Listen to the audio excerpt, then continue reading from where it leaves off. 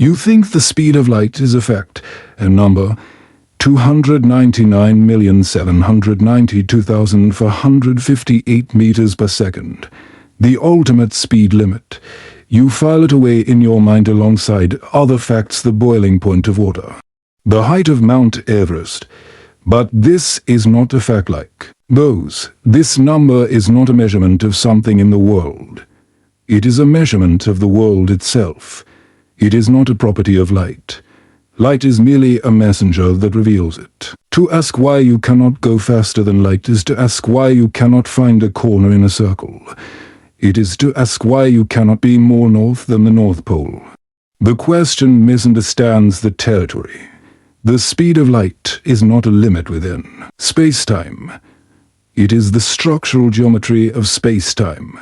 To see this, we must begin far from light, in the realm of force and motion, and walk a path of revelation that will bend your intuition until it breaks and reforms into something new. Let us start with the most common observation in human history. Things fall. Release an object. It accelerates toward the ground. In the first second, it falls 16 feet. This was Galileo's great insight that all objects, regardless of mass, fall at the same rate in a vacuum. But why? What invisible hand pulls them? For centuries, this was simply how the world worked. Then came Isaac Newton. He looked beyond the apple to the moon, hanging in the night sky, and he asked a revolutionary question. Is the force that pulls the apple the same force that holds the moon in its orbit? To answer this, he performed a calculation of breathtaking audacity. Consider the numbers. The moon is approximately 240,000 miles from the center of the Earth. We stand on the surface, about 4,000 miles from the center. The moon is 60 times farther away. Newton proposed his law of universal gravitation. The force of attraction diminishes with the square of the distance. If you are twice as far, the force is 4 times weaker, 3 times as far, 9 times weaker. Therefore, at the moon's distance, gravity should be 60 squared, or 3,600 times weaker, than at Earth's surface. Now, an object at Earth's surface falls 16 feet in the first second. If gravity is 3,600 times weaker at the moon, then an object there should fall only 16 divided by 3,600 feet in 1 second, a minuscule distance. Newton then asked, the moon is not stationary. It is moving sideways in its orbit. How far does it actually fall toward Earth in 1 second as it curves along its path? He calculated the curvature of its orbit. The result, that same minuscule distance, a perfect match. The moon is falling continuously. It is falling round the Earth. Its forward motion perfectly balanced against its gravitational fall, so that it never hits. The same force governs the apple and the moon. This was the first great unification. Celestial and terrestrial mechanics were one.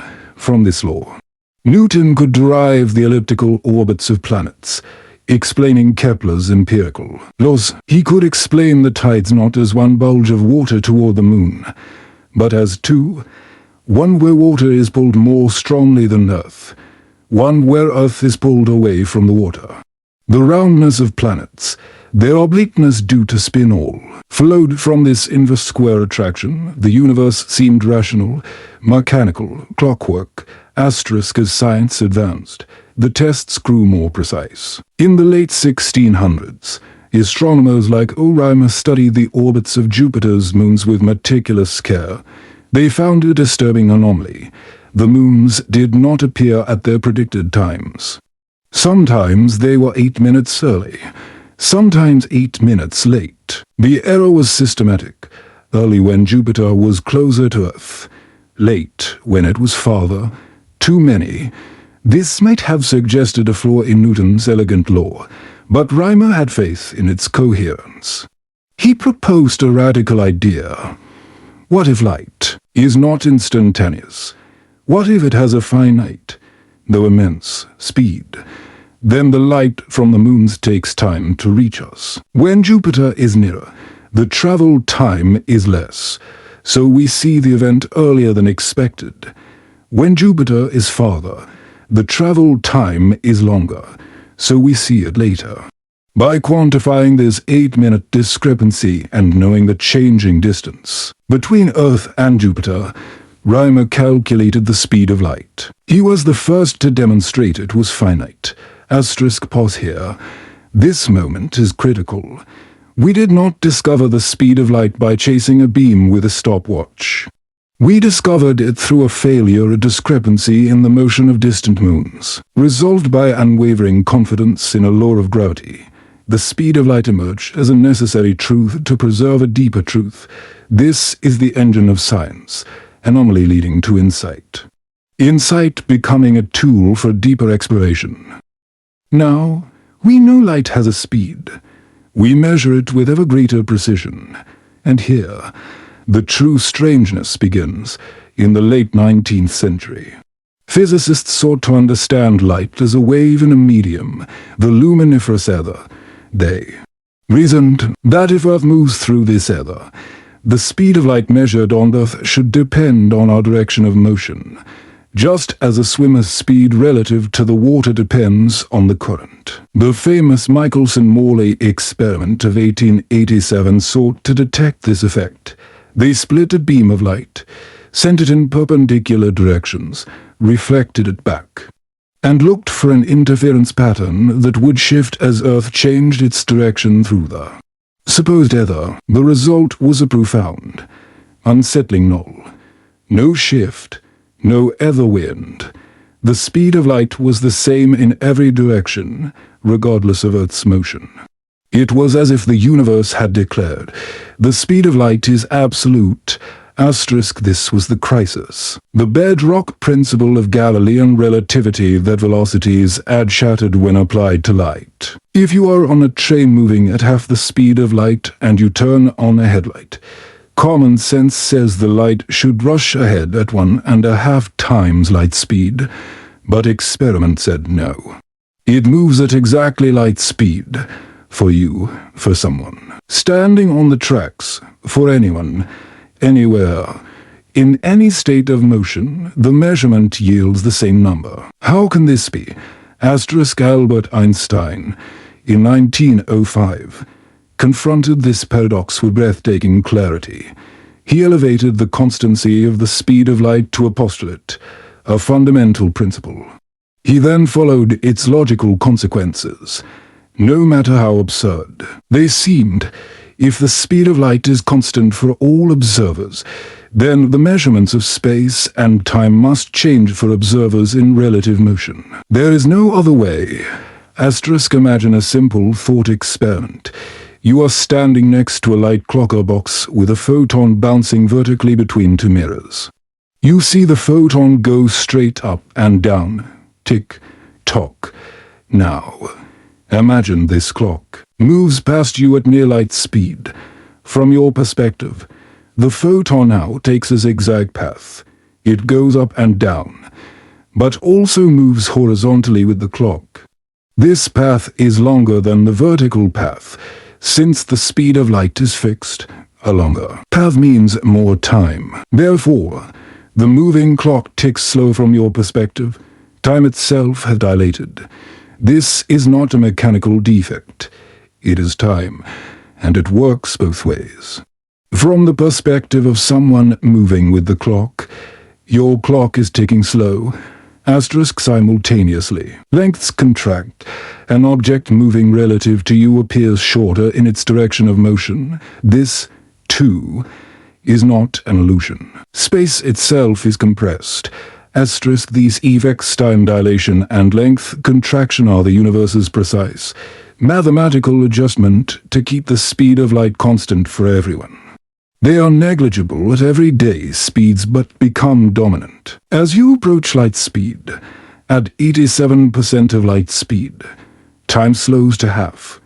At 99.5%, it slows to 1/10. At 99.9999%, A single second for the traveler is over 700 seconds for a stationary observer.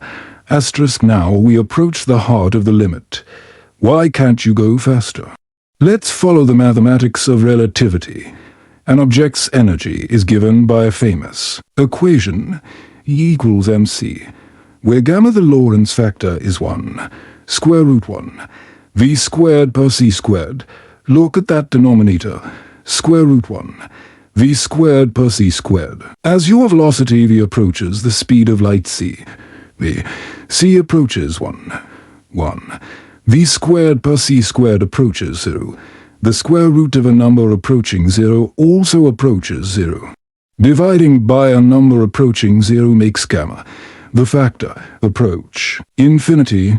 Therefore, the kinetic energy required to accelerate you further approaches infinity. To reach exactly c would require infinite energy. The universe contains no infinite energy source. Hence, for any object with mass, c is an asymptotic limit. You can approach it arbitrarily closely, but never touch it. But this is more than an energy problem. It is a problem of causality and identity. The Lorentz factor doesn't just blow up.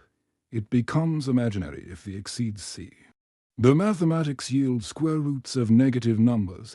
In physics, this often signals a passage into a domain where concepts like proper time and mass become nonsensical. More profoundly, if you could travel faster than light, there would exist reference frames in which you arrive before you leave. You could send a signal into your own past.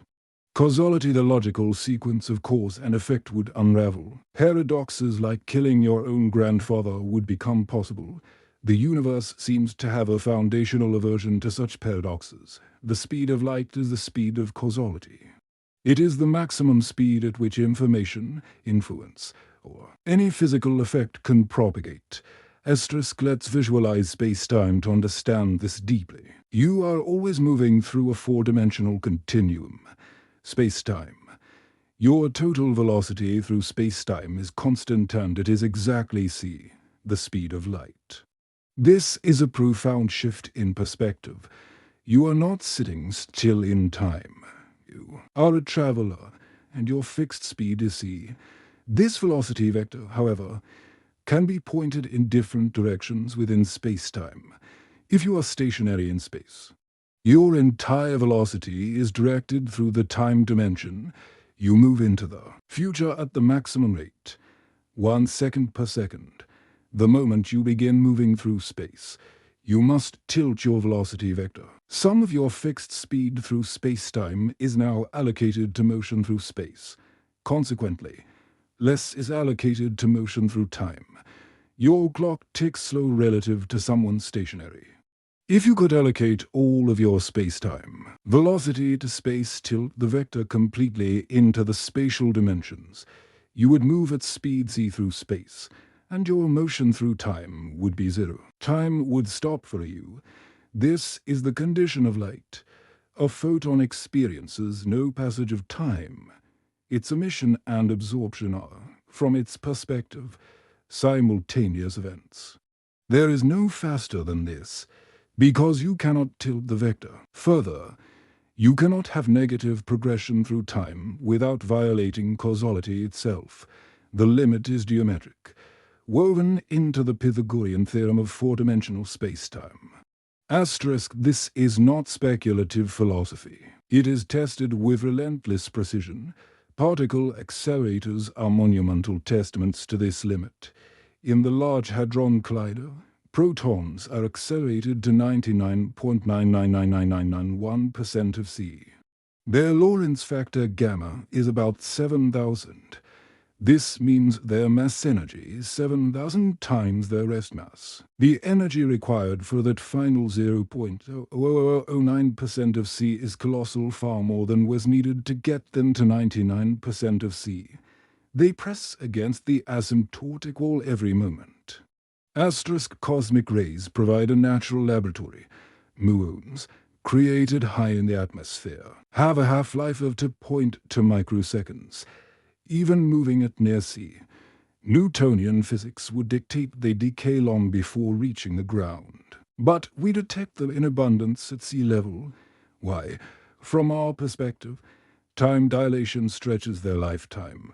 From their perspective, length contraction shrinks the atmosphere, allowing them to traverse it before decaying.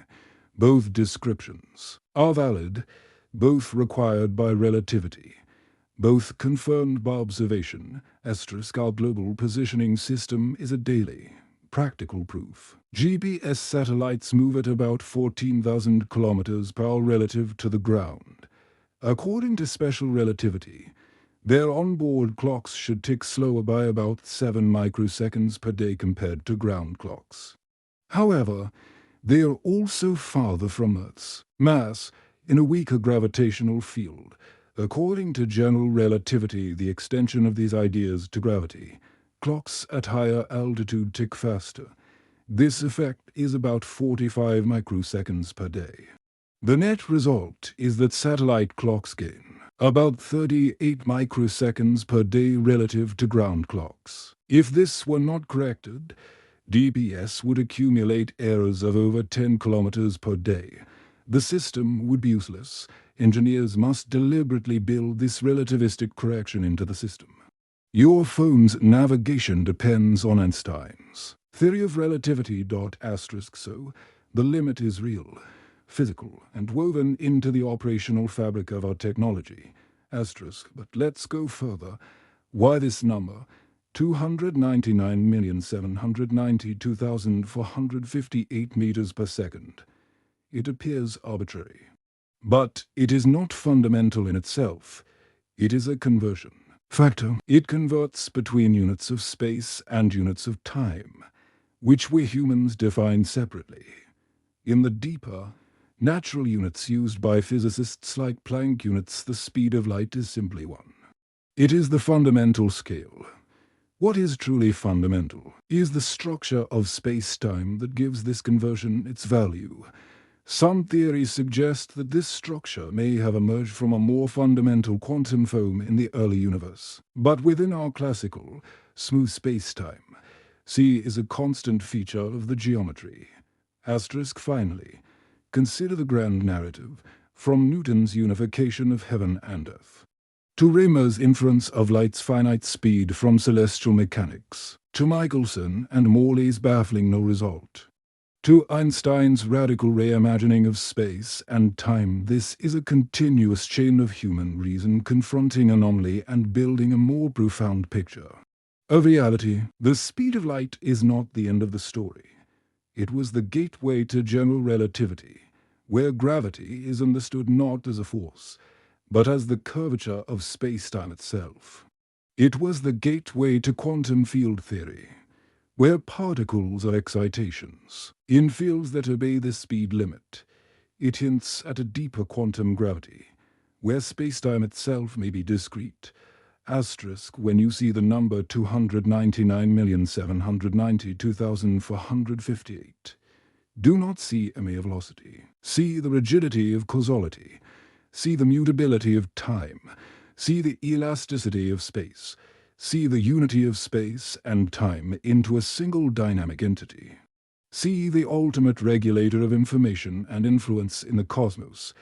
It is the universe's own protocol, ensuring that cause precedes effect, that history is coherent, that reality is logically consistent.